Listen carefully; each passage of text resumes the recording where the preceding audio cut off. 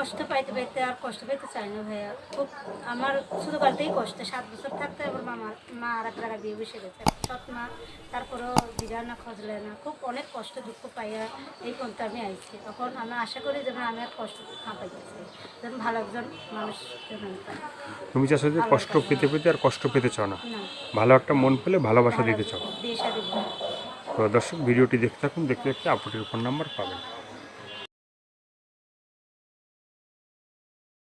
প্রিয় দর্শক, দেশ এবং প্রবাসে এই মুহূর্তে যে যেখান থেকে আমাদের ইউটিউব চ্যানেলটি দেখছেন সবাইকে প্রীতি এবং শুভেচ্ছা জানিয়ে শুরু করছি আজকের প্রতিবেদন। তো দর্শক, আপনারা দেখতে পাচ্ছেন যে আমার সামনে একজন বোন দাঁড়িয়ে আছে। আজকে আমরা সেই বোনটির জীবনের গল্প শুনবো। আপু আসসালামু আলাইকুম।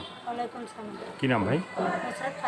নুসরাত ফারিয়া। তো নুসরাত আপু, আজকে আমরা তোমার জীবনের গল্পটা শুনতে আসছি, একটু বলো। কি বলবো রে ভাইয়া, আগে তো প্রতিবেদন আসলাম, আমার জীবনের কাহিনী বললাম। আঘাত খেয়া করে আছে, সেরকম একজন মনের মানুষ পাই না, যা পাই শুধু খালি আঘাত পাওয়াই পাই, ভালো মানুষ পাই না জীবনে, বুঝছেন? খুব কষ্টের জীবন। মানে সবাইকে আঘাত দেয়, খালি আঘাতই পেয়ে গেলাম। এটা কি আঘাতটা কি মনের ভিতরে দেয় না মনের বাইরে? মনের ভিতরে দিচ্ছে, এমন জায়গায় দিচ্ছে দেখাবার মতন জায়গা নেই, দেখাবার মতো মানে জায়গা নেই। তো এই ভিডিওটা যারা দেখছে তোমার আগে, হ্যাঁ, তো যারা আঘাত দিছে তাদের উদ্দেশ্যে কিছু বলার আছে? তারা আঘাত দেয়নি, আঘাত তো দিচ্ছে একজন সুয়েল দিচ্ছে, আর অন্য দেয়নি। ভাইরা, প্রবাসী ভাইরা এমনি আগে প্রতিবেদন করছে, আল্লাহ ওনাদের দোয়া, আল্লাহ ওরা কম বেশি আমার দিয়েছে, তাদের জন্য আমি নামাজ পড়ে দোয়া করতে হেল্প পাইছি। কিন্তু তারা ফোনের উপরে ফোন দিতেছে, হেল্প পাইছি তাদের কাছে। এই যে সোহেল ভাই, মানে সে কই থাকে? মালদ্বীপে থাকে। সোহেল ভাইয়ের উদ্দেশ্যে কিছু বলার আছে? সোহেল কি বলবো, সে তো আমাকে চাই না, সে আর একদিকে মন, আমার দিকে মন নেই। এতদিন প্রেম করে ওর আমার দিকে ফিরে থাকা, তার জন্যই প্রতিবেদনে আসা বারবার। তার দিকে প্রতিবেদন আসে? হ্যাঁ, তার জন্যই আসা। এখন সোহেল ভাইয়ের উদ্দেশ্যে কিছু বলার আছে? কেন তোমার মনে আঘাত দিল? মানুষকে কি বলবো আর, দর্শকদের বলি কি, যে কখনো কেউ প্রেম ভালোবাসা করলে বিয়ে করবেন না, সরাসরি বিয়ে করবেন, ভালোবাসা। প্রেম ভালোবাসা করতে গেলে আঘাত, দুঃখ, কষ্ট ছাড়া আর কিছুই পাওয়া যায় না। কিছুই পাওয়া যায় না। তোমার মানে আঘাতটা বেশি দিয়ে ফেলেছে? বেশি দিয়ে শুয়েলি, আর কেউ না। আর কেউ না?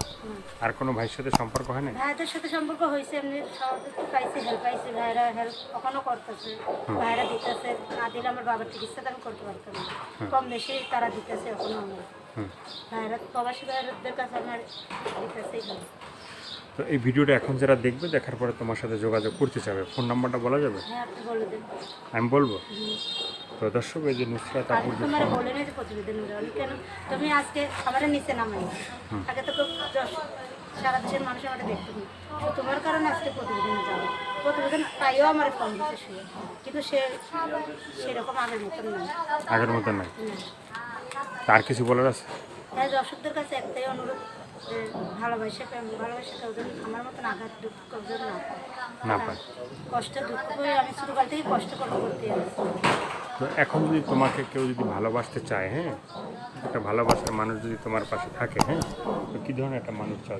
আমি সে আল্লাহর কাছে ভালো একজন মানুষ চাই, যে 5 ওয়াক্ত নামাজ পড়তে পারে আমার মতন, আমি যখন নামাজ পড়ি এরকম 5 ওয়াক্ত মানুষ চাই, সেরকম একটা মানুষ চাও।